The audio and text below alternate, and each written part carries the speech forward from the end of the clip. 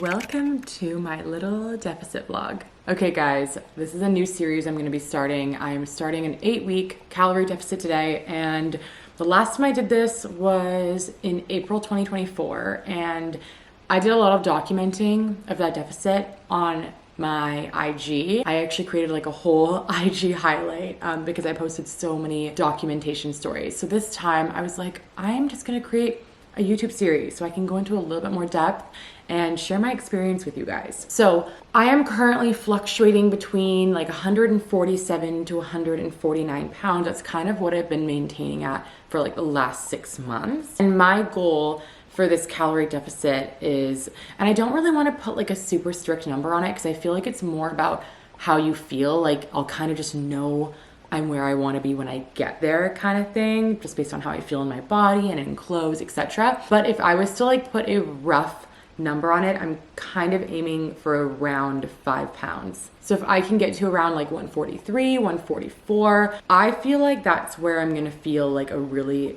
good level of leanness. But if it ends up being a different number than that, then so be it. Not exactly sure what exactly I'm gonna be documenting. Probably a little bit of workout and step related stuff, some nutrition stuff, plus just like some mindset stuff and some epiphanies. So if you guys like want me to go over specific things in these vlogs, please feel free to comment them, and thank you for joining me on this little journey. Okay, before moving on, I just want to take a second to run you guys through my deficit protocols for right now. Obviously these protocols can and will change, especially if I run into like a scale fat loss plateau, but I am starting off with 1,800 calories per day. My maintenance is somewhere between like 2,200 to 2,400 calories per day. So 1,800 is a pretty good sweet spot. And in my last deficit, I was losing pretty efficiently eating at 1,800. My calories got as low as 1,750 last time. That was like the lowest they went.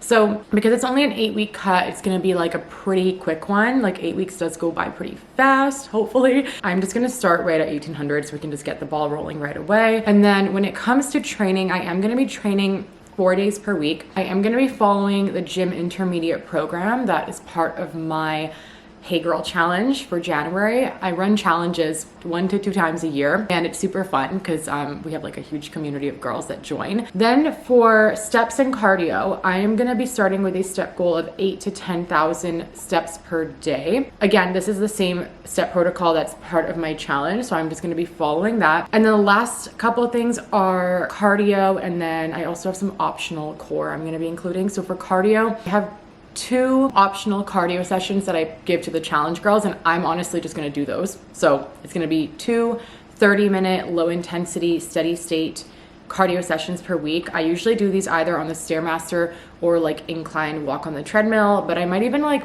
experiment and like do the spin bike this time. As long as your heart rate is around like 70% of your max heart rate for the entire duration, you can use whatever cardio equipment that you prefer. I'm gonna be doing that twice a week. And then I'm also gonna be doing a little core circuit paired with my cardio session twice a week as well. So pretty much what my schedule is gonna look like is gonna be 4 training sessions per week. So 4 weightlifting sessions per week, 2 cardio sessions per week, 30-minute sessions paired with a quick little 10-minute core circuit. So I'm gonna like habit stack those together, and then 8 to 10,000 steps per day. So those are my starting protocols. And when it comes to the nutrition side of things, I am going to try to be like as diligent as I possibly can with my tracking. I'm gonna try to take very, very minimal untracked meals throughout the week, if any. Honestly, I spend majority of my life eating at maintenance, and when I'm at maintenance, I actually don't track my macros. Sometimes I track for the first couple of weeks of maintenance just to like get back into maintenance eating and make sure I have my portion sizes all good. But aside from that, I don't really track at maintenance. So when I do these deficits and it's only 8 weeks long, I can go like all in with my intensity and my discipline because I know it's such a short season of life. And I could rant about this all day, and I won't, but just something I have to say is that this is why a lot of people's deficits fail, is because they're trying to be in a fat loss phase 24/7, like 12 months a year. And that is not sustainable. When you live majority of your life at maintenance, but you just set intentional carved out periods of time to do a cut, you will execute that cut so much more efficiently. Think of it like doing a plank. Imagine you have a personal trainer and they're telling you you have to hold a plank and they tell you you have to hold it for 45 seconds. Even when the going gets tough, like 30 seconds in, you're gonna be like, okay, well, I only have 15 seconds left. I can do this. And then you hold on and you do it. But imagine the trainer told you, you're gonna hold a plank and I'll tell you when you're done. And you have no idea how long they're gonna tell you to hold it for. How well do you think that's gonna go? You're gonna probably start mentally suffering at some point, and you might even give up like 5 seconds before they were gonna tell you to give up anyways, but because you didn't know when it was ending and there was no end date, deadline, you just gave up. This is kind of like my metaphor to life. This is why I like certain things such as calorie deficits to be intentional, carved out seasons. We get in, we go in with discipline, we execute hard, we get the results, and then we get out and go back to maintaining our healthy life at maintenance and maintaining the results we got from our cut. Okay, anyways, moving on. Okay, so I'm about to have the first meal of my deficit, and I already thought of something I want to say, which is that if you are going into a calorie deficit and you are going to be tracking your calories and macros, the best thing you can do to keep you on track and compliant and actually like continuing to track so you don't get like burnt out from it is pre-logging. Something I usually get in the habit of doing in deficits is the night before, like every night before bed, I will just go into my Fitness Pal for literally like, it takes like 5 minutes. And I will just pre-log a rough estimate of what I intend to eat the following day. This just takes that like dreaded feeling of, oh, like I don't know what to eat, and oh, are these calories gonna be like on par with my deficit goals? Like it takes all of that overwhelm out of the equation. All you have to do is literally wake up and be like, oh, for breakfast I planned a smoothie, which I did today, a strawberry and chocolate protein smoothie. And if you wake up and you really actually don't feel like eating that thing anymore, you can always change it in the moment and, you know, sub it out for something that has like a similar calorie and macro count. But the idea is that having it pre-logged and just like knowing what the game plan is, such a big game changer, guys. Seriously.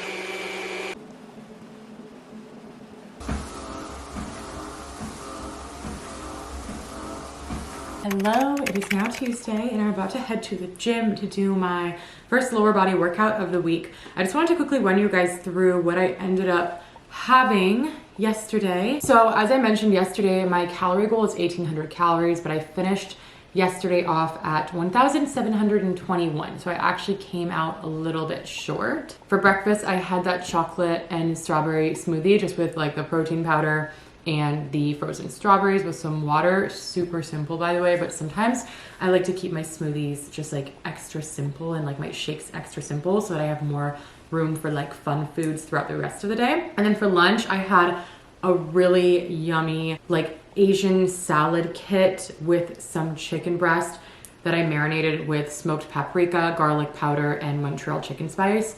This was so good. It was so easy. It was like a lazy girl lunch. Like I'm all about efficient and delicious and effective in terms of calories and macros. So that lunch got me 68 grams of protein, which is so good. And then for dinner, I actually had a prawn Alfredo spinach pasta situation.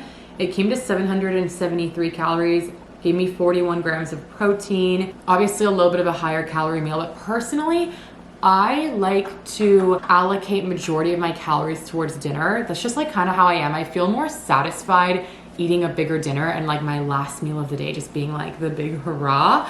And then just eating like smaller, kind of more snacky breakfasts and lunches. That's just like how I like to go about it. I also had a poppy soda with my dinner. Love those, and they are only 25 calories. So super calorie deficit efficient. Then I had about a quarter of a Hu chocolate bar. Love dark chocolate right now, and I love the brand Hu. And then I had a banana as well. So I'm in a little bit of a rush today to get to the gym. I've kind of had a little bit of a delayed start to my day. So all I'm having right now is water with some protein powder and a banana, which I just weighed on the scale. That's why it's out of its peel. So sometimes when I just need something quick and I just need to get like some protein in, some carbs in pre-workout, and I don't want to like, you know, go crazy on the calories, I'll do something like this. It comes to 245 calories. I get 28 grams of protein. Not bad. Not a bad way to start the deficit day. Okay, let's go to the gym.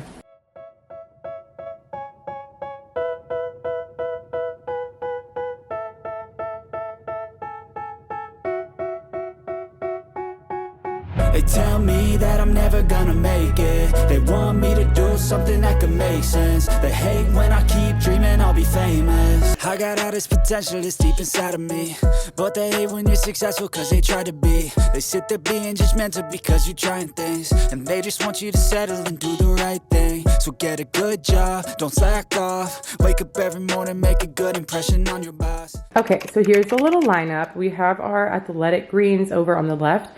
I have not had athletic greens in a long time. It's basically just like a greens drink, but it's a pretty good quality one. I remember I first learned about it on Andrew Huberman's podcast a few years ago, and I still have some left from a previous order I made like last year or something. But I just thought I might get in the habit of having this during the deficit, because in a deficit, you're not able to consume as many calories, obviously. So sometimes you might, you know, subconsciously be lacking on certain nutrients. So I just thought it might be a good idea to include greens, at least for the next while. We'll see how it goes. And then in here, I just have my protein powder. I've really been loving Active Stacks, the chocolate flavor. Active Stacks is like a super high quality protein powder. I think it's made out of beef bones, and yeah, like grass-fed beef bones, and it's like super high in collagen as well.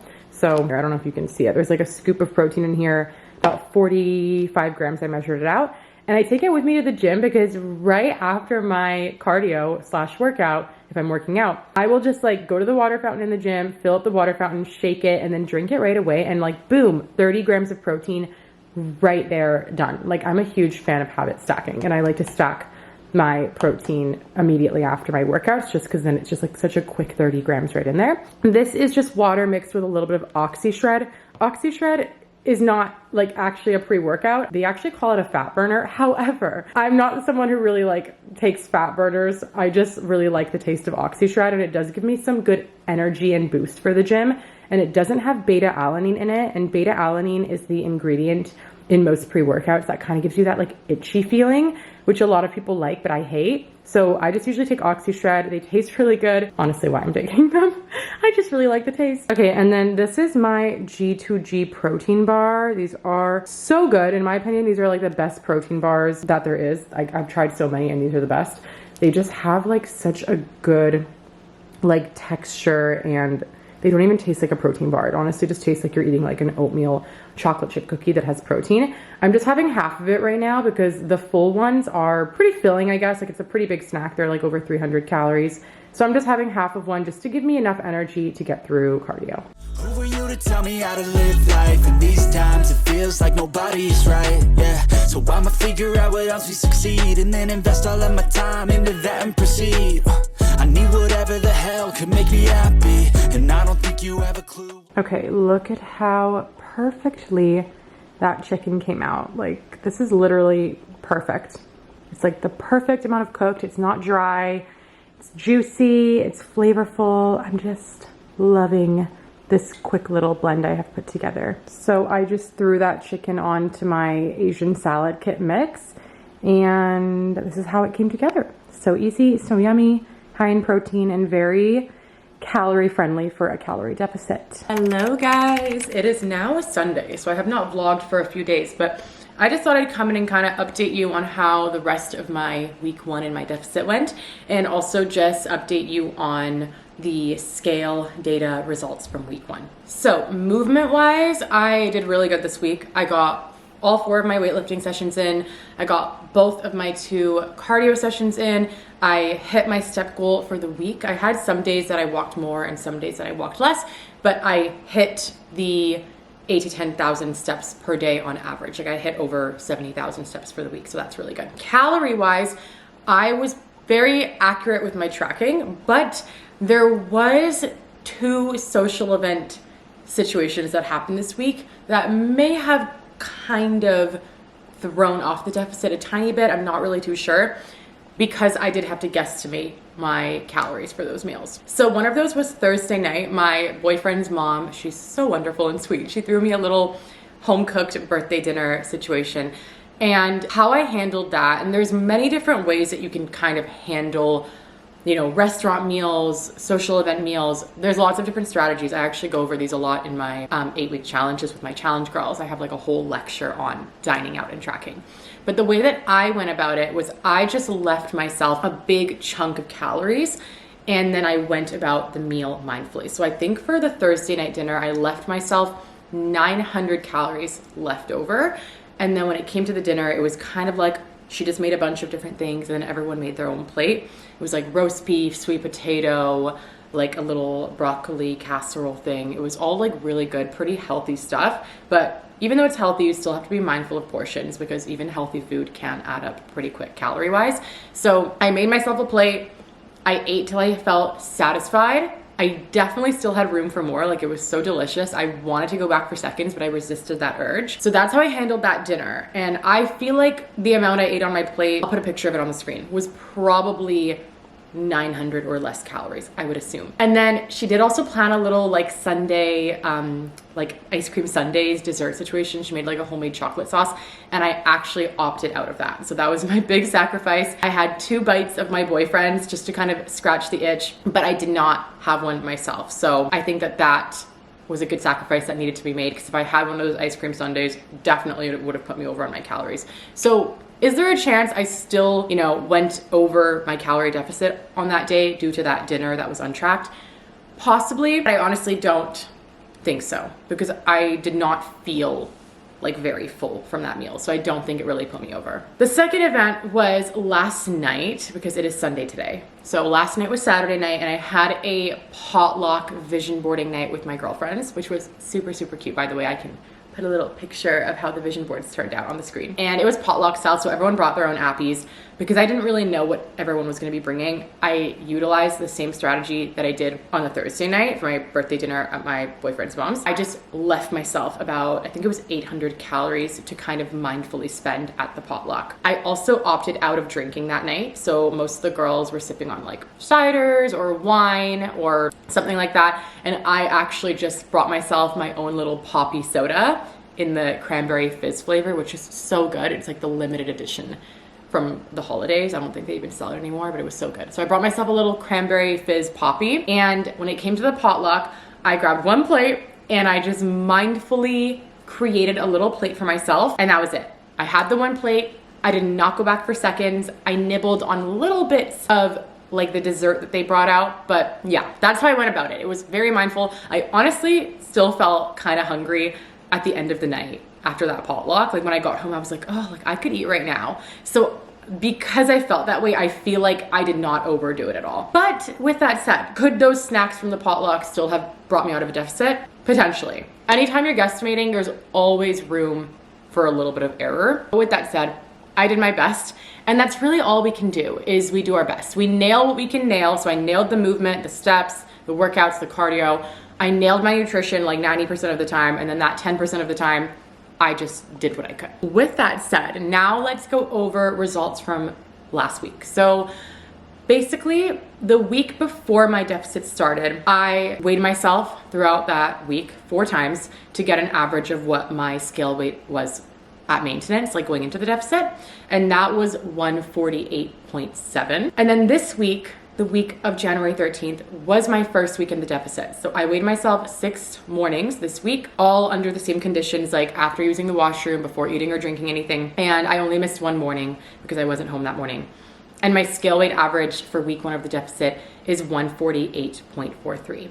So as you can kind of tell, I only dropped about 0.3 pounds on average. Is that a super successful week when we look at that numerically speaking? Not really, honestly. Like, you would hope to see at least like 0.3 and above drop on the scale. Like, ideally, I was hoping to see closer to like 0.8 to 1 pound drop on the scale as like an average scale drop per week. So this wasn't like the best week when it came to the scale stuff, but there is a few reasons I think it didn't drop and that the scale's not reflecting for, my deficit success that accurately. The one being that I kind of already mentioned is I did have a couple of social events that could have maybe altered the deficit a little bit. So there's that. But another big thing, and this is something I realized about myself the last time I did a deficit in April, was that for me, this is a pattern in my body. When I am ovulating, like in my menstrual cycle, my scale weight either spikes up, or when I'm in a deficit, it doesn't,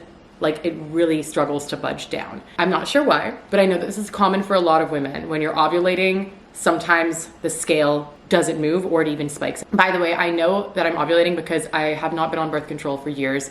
I track my cycle naturally and I use ovulation strips. So I pretty much know when I'm ovulating to a T. And I actually ovulated this morning. I think that because this week was kind of my ovulation week, that also led to the scale being a little bit more stubborn to budge down. With all that said, honestly, guys, I nailed every bit of this first week that I could. I really did everything that was in my control to make the deficit a really successful week this week. So sometimes we just have to be patient. We just have to trust the process and follow the game plan and not be reactive. Because it's super easy when things aren't moving as quickly as you want them to react and be like, oh my gosh, I'm gonna lower my calories by like 200. I'm gonna add in like 3 more cardio sessions. And I'm not gonna do that because sometimes the scale is just simply not reflecting the success of your deficit yet. And things really are working. They're just not, reflected yet. So I feel that I'm at a deficit. I can feel the mild bits of hunger. I can feel myself actually starting to feel a little bit leaner, slowly but surely. So I'm gonna trust the process and keep everything the same going into week 2, and then I'll update you guys on how next week goes. Thank you so much for giving this quick little vlog a watch. Please let me know if you have any comments down below or anything you want to see more of in the upcoming videos, because I am gonna try to do a little deficit vlog every week for the next 8 weeks. So I'll see you guys in the next one.